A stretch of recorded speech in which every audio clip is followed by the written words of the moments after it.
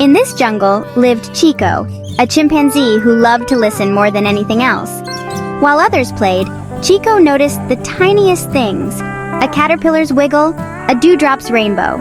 His favorite thing was tapping rhythms on his coconut drum, trying to talk to the jungle. One evening, as the sun set, Chico heard a new sound: tinkle, hum, la la la, a magical whisper clearer than ever. Ooh, what was that?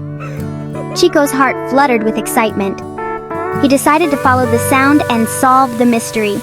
With a determined pat on his drum, Chico swung down from his tree, ready for adventure. Not far away, Pip the Peacock dazzled the jungle with his rainbow feathers and joyful dances. Every morning, he'd fan his tail and stomp a happy rhythm, shaka shaka shaka, hoping someone would understand his language of movement. But sometimes, Pip felt lonely. His dance was his way of speaking, but no one truly listened. One afternoon, Pip heard a gentle tap-a-tap-tap from the mango tree, a sound that matched his rhythm.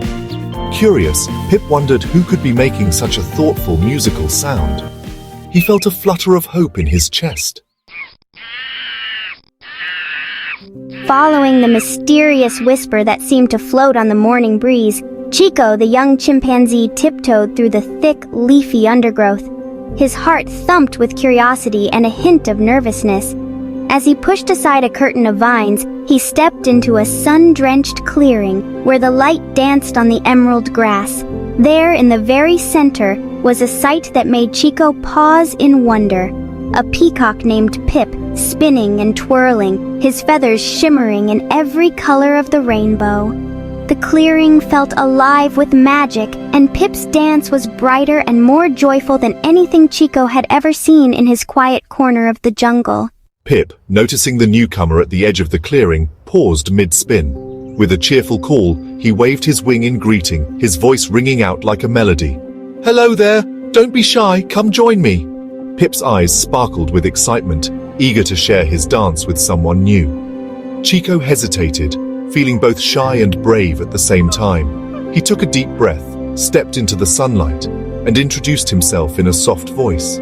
To show his friendly intentions, he gently tapped a rhythm on his coconut drum, the sound echoing softly through the clearing. Each beat was like a little hello, a way to say he wanted to be friends. Pip listened closely, letting the gentle rhythm fill the air.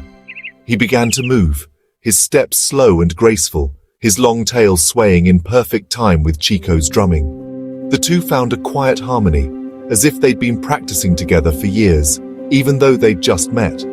Encouraged by Pip's graceful moves, Chico's confidence grew. He tapped his drum a little faster, sending a playful rhythm through the clearing. Pip responded with quicker, more energetic steps, his feathers fanning out in a dazzling display. The music and dance became a joyful conversation, each encouraging the other to try something new. For the very first time, Chico and Pip created something special together, a blend of music and movement that filled the clearing with laughter and delight. Even the birds and butterflies seemed to pause and listen, drawn in by the magic of their new friendship. Chico couldn't help but grin from ear to ear, his worries forgotten. Pip's eyes sparkled with happiness, and in that moment, they both knew they had found something truly wonderful. Grandma Willow, the quiet, thoughtful chimp, and the proud, colorful peacock had discovered a treasure more precious than any gem. A friendship as bright and beautiful as Pip's feathers, and as gentle and steady as Chico's drumbeat. Their differences made their bond even stronger, each bringing something special to the friendship. Though they came from different worlds, their shared love for rhythm and joy brought them together, weaving a connection that would only grow with every beat and every dance. And so, with hearts full of hope and excitement, Chico and Pip stood side by side, ready to discover what adventures awaited them next in the magical jungle. Their story was just beginning. Pip, have you noticed the jungle feels sad? The magical whisper is fading. The glowing flowers are dim, and even the fireflies seem sleepy. Let's ask the wise old owl, Grandma Willow. The fading sound is the song of the moon petal flower. It blooms once every 100 years, and its melody keeps the jungle's magic alive. But now, it's forgotten its song. Maybe we can help the flower remember, like we made music together. Our friendship is magic. Let's go save our home. Chico, the adventurous chimpanzee, and Pip, the curious peacock, set off on their quest early one misty morning, their hearts brimming with excitement and a little bit of nervousness. The magical forest around them sparkled with dew, and every step felt like the beginning of a grand story. With their backpacks packed and a map in hand, they waved goodbye to their friends and promised to return with tales of bravery and wonder. Their first challenge was the River of Rushing Riddles, a wide, giggling stream where the only way across was to hop on lily pads that loved to laugh. Chico and Pip took turns telling their silliest jokes, making the lily pads giggle and bounce them safely from one side to the other. Pip's feathers shimmered as he told a joke about a dancing dragonfly, and Chico's monkey giggles echoed through the trees, making even the shyest lily pad smile. Next, they faced the towering, murmuring mountains, where swirling winds whispered secrets and tried to blow travelers off course.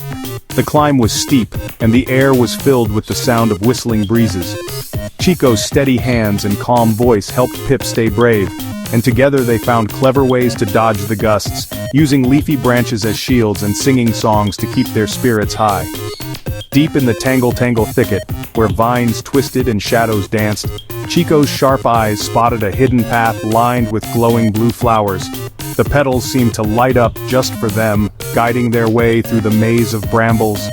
Pip admired the flowers' beauty, and Chico carefully led the way, making sure they didn't lose sight of the magical trail.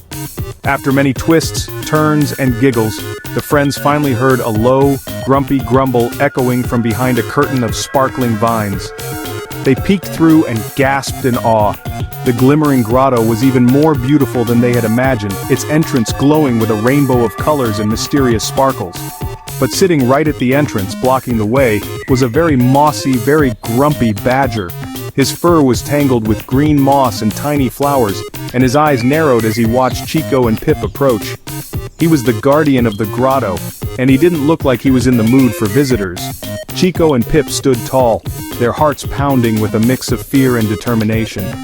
They knew that every step of their journey had prepared them for this moment. The final test was here, and they would need all their courage, kindness, and cleverness to succeed. The biggest challenge of all was just ahead, waiting for them inside the glowing, mysterious cave. The air shimmered with magic, and the unknown felt both thrilling and a little bit scary.